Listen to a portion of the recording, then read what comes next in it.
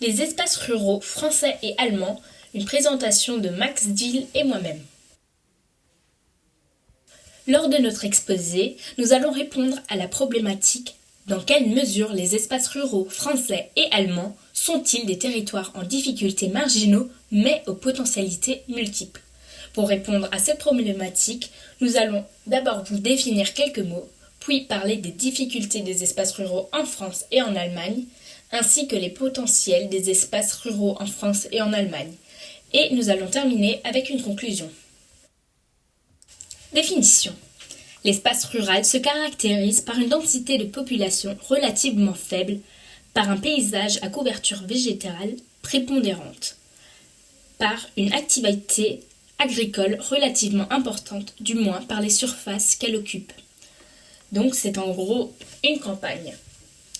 L'espace en marge ou périphérique peut être défini comme celui ne participant que de façon limitée et dans une situation de dominer aux processus qui régissent la production et le fonctionnement des systèmes socio-spatiaux dominants. Dans le cas des espaces ruraux, la marginalité est souvent considérée sous l'angle de leur situation éloignée des grandes agglomérations et à l'écart des flux qu'elles génèrent. Hyper-rural, rural profond sont des termes que nous allons aussi utiliser. Les espaces ruraux étant souvent envisagés à partir d'un point de vue centré sur la ville, le vocabulaire utilisé pour désigner les espaces les plus éloignés des villes est souvent péjoratif. Les territoires en difficulté marginaux en France. Donc, les espaces ruraux marginaux en France sont généralement vus comme des espaces à l'écart, des espaces à l'abandon, en friche. Les espaces ruraux éloignés des centres urbains, donc en marche, ne bénéficiant pas d'un cadre de vie agréable et déjà touchés par de faibles densités, se désertifient avec la disparition de services publics tels que les écoles. Nous avons un exemple, par exemple, à l'égard de l'influence des villes s'étend sur une diagonale située entre le Piémont pyrénéen au sud et les Ardennes au nord, la diagonale du vide, et englobe une grande partie du massif central avec les densités de population inférieures à 25 habitants par kilomètre et des activités reposant sur une agriculture peu dynamique, mais le sud du massif central ainsi que les Pyrénées ont aussi à enrayer le dépeuplement à l'image du département de la Lozère. Les couronnes périurbaines, quant à elles, sont des marges en tension, des espaces avant tout héritiers de l'ex-urbanisation des métropoles. Ce sont des territoires qui aujourd'hui accueillent le tiers de la population urbaine française et dans lesquels se développent des modèles sociaux d'entre-soi, comme le montre la présence de lotissements.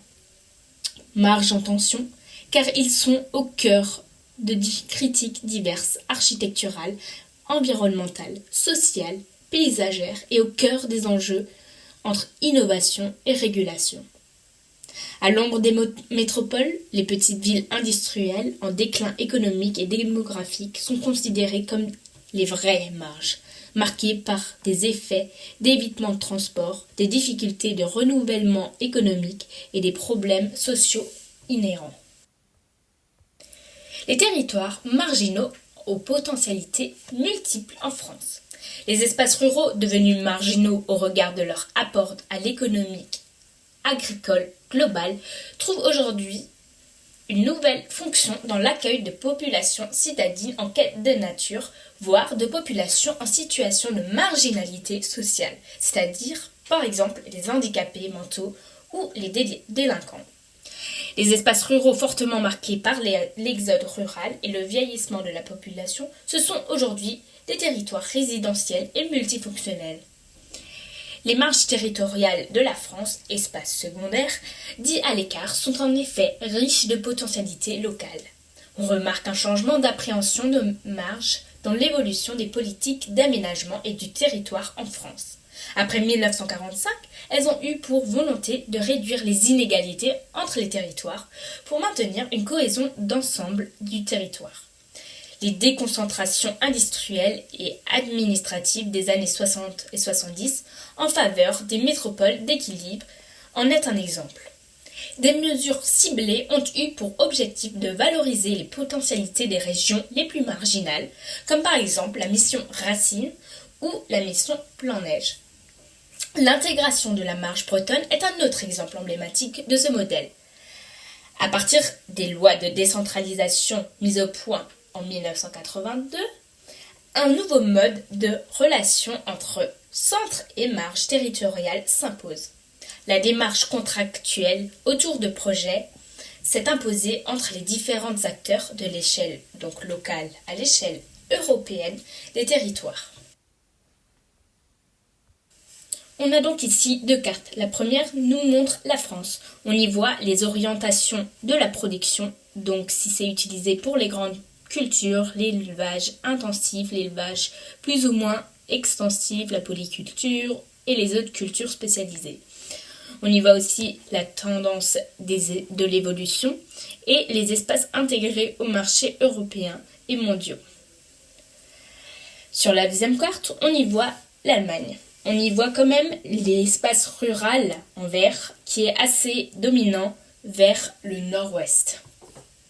On remarque aussi qu'il y a plusieurs villes, en tout cas espaces de densification. Un espace urbain assez éparpillé. Donc on y voit plusieurs espaces urbains plus petits ou plus grands. Donc maintenant, nous allons voir les difficultés des espaces ruraux en Allemagne. Une difficulté des espaces ruraux en Allemagne est que les sols sont très différents partout. L'Allemagne est un pays où la surface utilisée par l'agriculture est relativement limitée puisqu'elle ne couvre que 53% du territoire, en raison de l'importance des forêts qui prédominent sur les montagnes et sur les sols médiocres des collines. La majorité des espaces ruraux de l'Ouest ont été urbanisés sous l'influence des villes entraînant un fort déclin démographique faisant se retrouver des espaces ruraux dans des difficultés structurelles. On remarque aussi que Berlin apparaît comme un îlot urbain au milieu des campagnes relativement vides. Les potentialités des espaces ruraux en Allemagne. Malgré les difficultés de la grande extension des sols médiocres occupés par la forêt, l'Allemagne est un pays agricole aux productions variées et dont la valeur des exportations de produits alimentaires dépasse celle de la France. Les différences de qualité de sol ainsi que les contrastes climatiques sont en partie à l'origine de la diversité des systèmes agricoles. L'Allemagne a donc réussi à optimiser ses espaces ruraux en industrialisant les sols médiocres et en profitant de la proximité des ports d'importation dans cette région, notamment le Nord-Ouest. En l'absence d'une capitale dominatrice, l'Allemagne possède un système urbain polycentrique, ce qui permet d'avoir plein d'espaces urbains assez denses et éparpillés sur le territoire. On remarque aussi l'importance des régions urbaines en Allemagne de l'Ouest, particulièrement dans les pays rhénans. Conclusion. L'hyperruralité, c'est-à-dire des espaces isolés de très basse densité en France, embrasse des territoires mal connus tant ces derniers sont imprégnés des représentations sur le rural profond, la désertification des campagnes ou la diagonale du vide. Or, les dynamiques démographiques les plus récentes contredisent cette vision et montrent à la fois une récomposition rapide des espaces de très basse densité et l'existence de nouvelles bases économiques attractives pour les néo-résidents. Pour autant, les difficultés structurelles liées à l'éloignement ne sont pas gommées. Dès lors, l'analyse scientifique se doit de concilier la situation de vulnérabilité de l'hyperruralité avec les dynamiques émergentes dans une situation paradoxale mais caractéristique des territoires de marge. L'Allemagne présente une très grande diversité de sols ainsi qu'une prédominance des forêts limitant les surfaces agricoles. De plus, les contrastes entre surfaces agricoles sont très marqués et notamment hérités de la division Est-Ouest. Pourtant, malgré ces difficultés, l'Allemagne a su varier ses productions et exporter de manière exponentielle des produits alimentaires en optimisant ses espaces.